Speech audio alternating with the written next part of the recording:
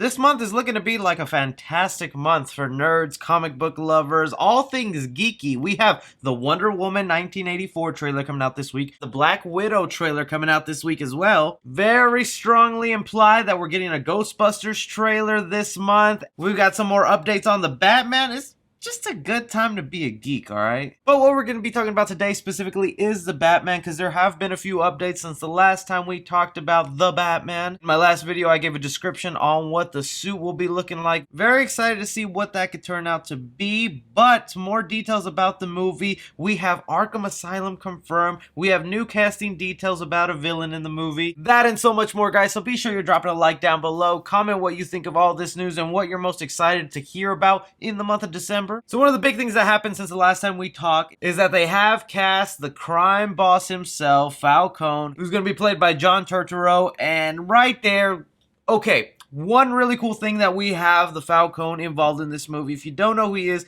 he's just one of the most famous crime bosses in the Batman mythos. He doesn't have anything really fancy or to differentiate himself from all these other supervillains and fancy outfits. This is just essentially the Batman's version of the Kingpin. He's a head boss you don't want to mess with, and sometimes is the guy who hires all these other villains to go after the Batman. Heck, he could be the one who's hired all these villains that we have in the movie so far that we have confirmed. Catwoman, the Riddler, the Penguin, and the one we're still waiting to hear on, Two-Face. And I gotta admit, this casting has me a little worried. Nothing against the actor, I think he's fantastic. I'm excited to see what he'll do with the character, but now I'm starting to wonder what the tone of this new Batman movie is, because if you put together all these different casting choices and what we've heard on the details of what Matt Reeves is trying to do with this Batman movie, I'm smelling Schumacher here. The most notable thing, unfortunately, that I know this actor from is the bumbling mess of a character he was in the Transformers series. And then you've had reports where Warner Brothers was literally going after Jonah Hill or Seth Rogen for one of the roles of the villain. You have Matt Reeves, who's taking inspiration from the 1969 Batman series, which was an extremely campy version of Batman. I'm starting to think that we're not gonna get the very dark, serious, gritty tone of a Batman film that we're expecting,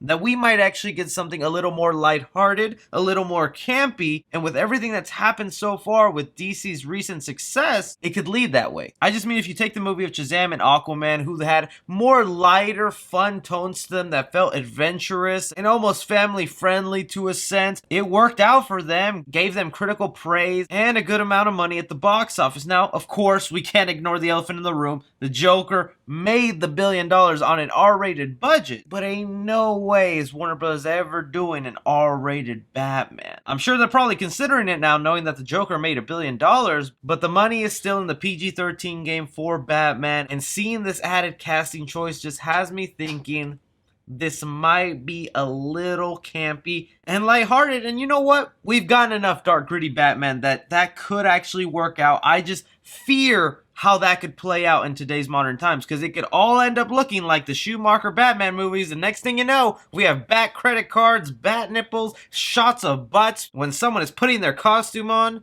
Just getting nightmares already. But if he's taking these characters who are known for having good comedic timing and then turning them dark, genius man, Matt Reeves. I just can't wait to see this bumbling mess be threatened by Batman, because you know he looks like a squealer. From then on, the next interesting thing that we heard about the Batman was given to us by Variety. They did a whole article of what the future of the DC universe will be looking like for the next couple of years, and one of the most interesting parts of this article talked about the Batman. And for the longest time before Matt Reeves was attached to this Batman movie, it was said that this Batman film would take place entirely in Arkham Asylum, and it would essentially be an adaptation of the Arkham video game. And now that they've confirmed that it is not that movie at all, but that there will be a handful of scenes in Arkham Asylum. And this makes absolutely perfect sense, because you have 6 villains in this film and possibly more to come. There might even be a few surprises when we watch this movie. And we've also heard that essentially this Batman world is already established, that we're not going to waste time doing origin stories for villains, for Batman, for anything like that. Maybe a character here and there if they're the main center focus, but other villains in this Batman universe will already been established established have already been busting crimes and Batman has sent them to jail. And knowing that this plot follows the storyline of The Long Halloween, there is a murder that happens in Gotham that Batman must try to solve. And in doing so, he makes stops to all his villains in Gotham trying to pinpoint who it could have been. I can already see it right now. Batman pulling up to Arkham Asylum in the Batmobile, signing the guest visitor log and going, "I'd like to see Harvey Dent." Sitting down and giving us interrogation scene much like The Dark Knight. And honestly, with all the villains you have in this movie, and if Batman is the great crime fighter we know him to be, eventually a lot of those villains that you have set up are going to end up in Arkham. So could this trilogy that they've already said is happening with the Batman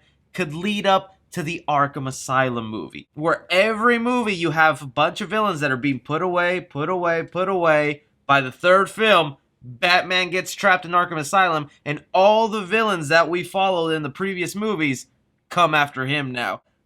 Getting my hopes up, connecting strings that aren't there, but just the fact that you're introducing us to Arkham Asylum, which has already been done before in many Batman movies. I mean, you can't forget the famous scene where Batman visits the Riddler in Batman Forever, or we have Mr. Freeze and Poison Ivy busting out of Arkham. They've had the asylum in there before, but I think Matt Reeves has a lot of big plans for what he wants to do this time around. A small footnote though from this article in the section of the Batman, they mentioned that a lot of the key villains in this movie have contracts and stipulations that if Warner Brothers decides to give them their own spin-off film, they are obligated by the contract to go ahead and do that. So Warner Brothers is seeing the success of the Joker and is thinking, all these other Batman villains, they could possibly get spin-offs. And this is what we've heard that Warner Brothers is thinking about doing, is just starting off a line of solo spin-off villain films, which I'm just not that excited about. The Joker turned out great, and I really like that film, but that's the Joker. I can't see myself being 100% invested in a solo Riddler movie, a solo Two-Face movie. Some of these villains, they need Batman there because he is the key component of why they do what they do. But again, I just think those are options. I don't think they're trying to base off Batman and have this whole spin-off villain film every now and then. I have to believe they're going to reserve it for the much bigger villains like they're doing with Black Adam. But you guys hear this news. What do you think about the Batman? Is it shaping up nicely for you? Knowing that there's scenes included in Arkham have me really pumped up. Having the crime boss Falcone involved also gets me interested about what his role in this movie is. Anything and everything, you guys go ahead and let me know down below. Be sure to like and subscribe. Follow me on Twitter at 3C Film Review. As always, I'm Chris.